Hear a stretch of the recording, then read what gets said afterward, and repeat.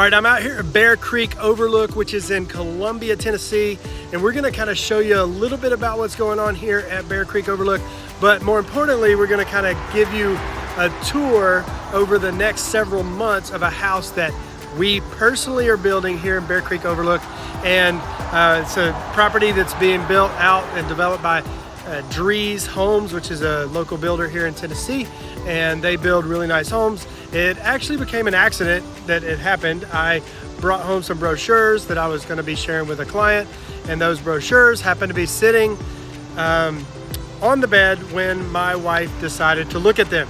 Then she said, this looks nice, and I like this, and I like this, and I like this, and the next thing you know, I'm under contract in a house and paying a lot of money to build a house, and that was not my intention when I brought those brochures home.